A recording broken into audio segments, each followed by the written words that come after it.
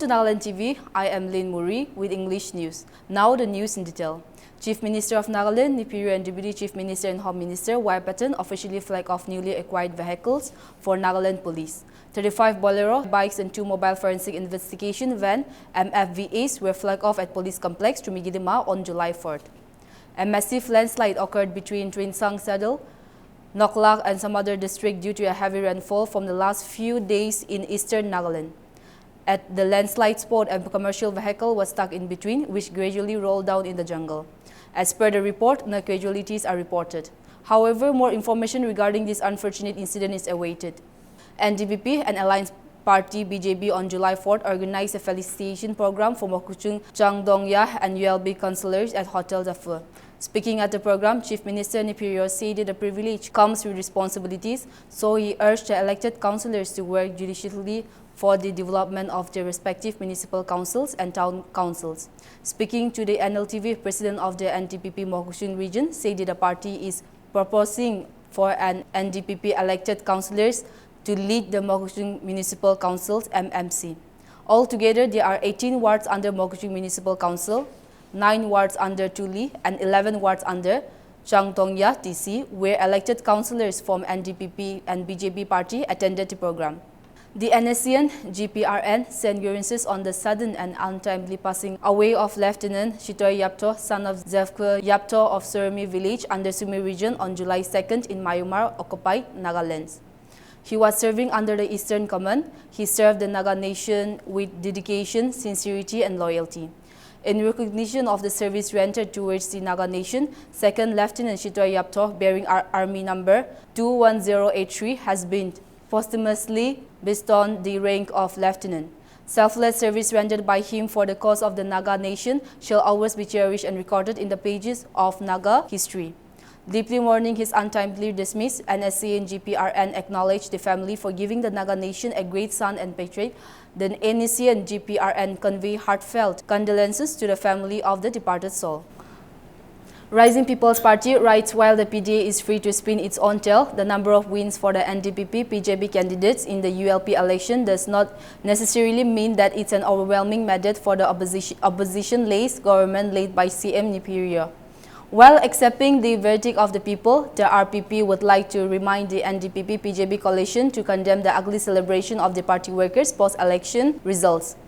Videos of Memonistic celebration involving Christian throwing money of various denomination from an open vehicle and a balcony being circulated in social media is highly condemnable. Such vulgar and shameless celebration by the NDPP party workers of Ward 10 and 20 Dimapur is unheard of in our culture and aligned to our ethos. The ruling NDPP should condemn this reprehensible action. Time and again, the NDPP has claimed itself to be the defender of Naga faith and identity, most recently during the Lok Sabha election.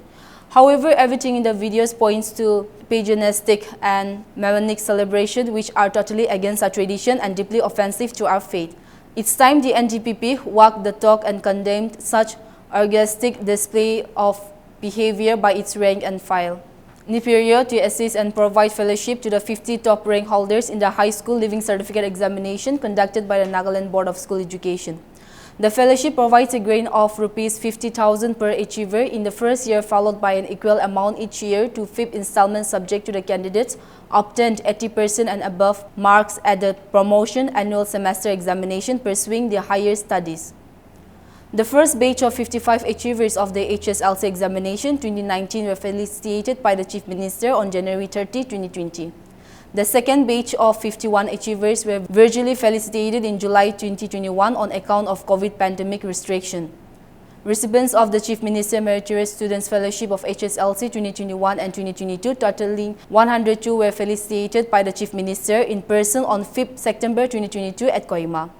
The achievers of HSLC 2023 and HSLC 2024 batches will be felicitated together in 2024.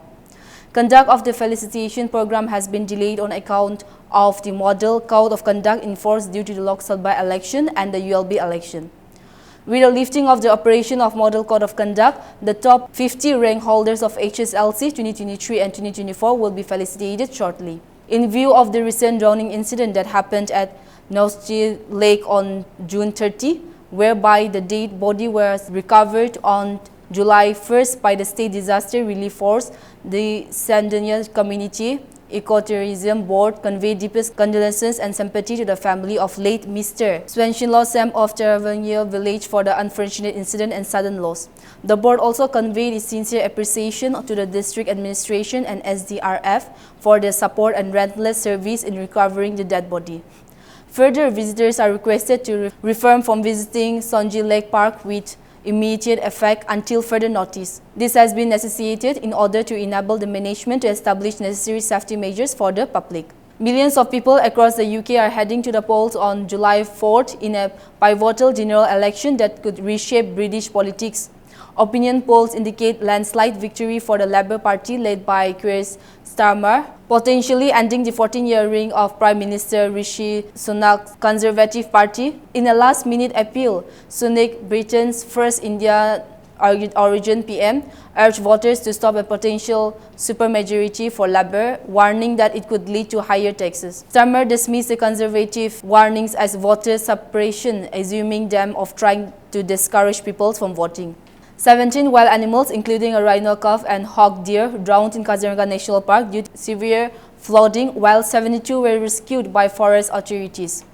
Currently, 32 animals are under treatment and 25 has been released. The flood situation in Kaziranga remains grim with 173 forest camps affected. Sonali Ghosh, field director of the park, detailed the rescue efforts, which included saving 55 hog deer, 2 otters, 2 sambar, 2 scaup owls, a rhino calf, an Indian hare, and a jungle cat. Meanwhile, floods in Assam have claimed 46 lives, with 8 deaths reported on July 3rd. Over 16.25 lakhs people across 29 districts are affected, and more than 3.86 lakhs people are in 515 relief camps. The ASDMA reported that 11 lakhs 20,165 animals are impacted. Rescue teams, including the NDRF, SDRF, and Indian Army, have rescued 8,377 people so far. After serving 3 years as the Chief Airport Officer of the Lokpriya Gobinath Bordoloi International Airport in Guwahati, Utpal Barwa resigned on July 2nd. Utpal Barwa has been instrumental in creating base of Adani-run Guwahati International Airport Limited at Guwahati while developing the master plan and paving the way for the concession period that is 50 years. Ashwin Noronha was appointed as Chief Airport Officer to Lokpriya Gobinath Bordoloi International Airport on July 3rd. Ashwin Noronha is a veteran of the aviation industry and has previously served at Qatar Airways Group, KPMG, and Zurich Airport in India. A session court on July 3rd allowed Kantwa police in the city to take custody to builder Vishal Agarwal, the father of the juvenile involved in the Kalyani Nagar Porsche crash in a cheating case. Police last month filed a case of alleged cheating and criminal intimidation against Mr. Agarwal and his father, after Mustaf Momin, a real estate agent, accused the father Sandhya and another person of failing to pay him a commission of rupees 1.32 crore. The commission was owed for helping them gain possession of a disputed plot of land in Kanwa in 2019, the complaint said. Singer Justin Bieber will perform at Anand Ambani and Radhika Merchant wedding festivals in Mumbai. He arrived in the city on July 4th. Videos of his entrance of car were shared by paparazzi on social media. Radhika Merchant is said to marry Anand Ambani on July 12th. Bieber adds to an already intriguing lineup of international stars possibly performing at the Ambani's wedding. Earlier sources informed India Today that Adele, Drake, and Lana Del Rey are in talks to perform at Radhika and Anand's wedding function. Veteran BJP leader Lal Krishna Advani has been admitted to Apollo Hospital. He has been kept under observation and his condition is stable, said the hospital. Advani has been admitted under Dr. Ventisura, senior consultant neurology. The details of the Advani's illness were not known immediately. The Ministry of Defense has sanctioned over rupees 300 crore through its Technology Development Fund (TDF) to create an ecosystem aimed at enhancing capabilities in cutting-edge technology and promoting Atmanirbharta in defense, an official status said on Thursday. The Technology Development Fund (TDF) scheme is a flagship program of the Ministry of Defense executed by DRDO under the Make in India. Under this initiative, the government provides grants in aid to Indian industry, including MSMEs and startups, as well as academic and scientific institutions for the development of defense and dual-use technologies that are currently not available in the Indian defense industry. Kalki 2898 AD has become the biggest film of 2024 in India. Directed by Nag Ashwin, it combines the elements of science fiction and Indian mythology, and something about that has clicked with the audience all across the country.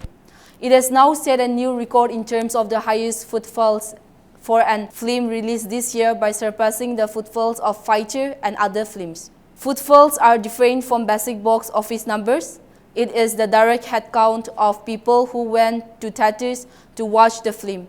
The data therefore helps to identify how many people actually watched the film as opposed to how many tickets were sold. As reported by the trade website Seknik, Kalki 2898 AD has recorded over 2 crore footfalls in 6 days. This is bigger than any other film released in 2024, including Fighter Hanuman and Manjuman Boys. That's all we have in English news now. For more news and updates, keep watching Nltv.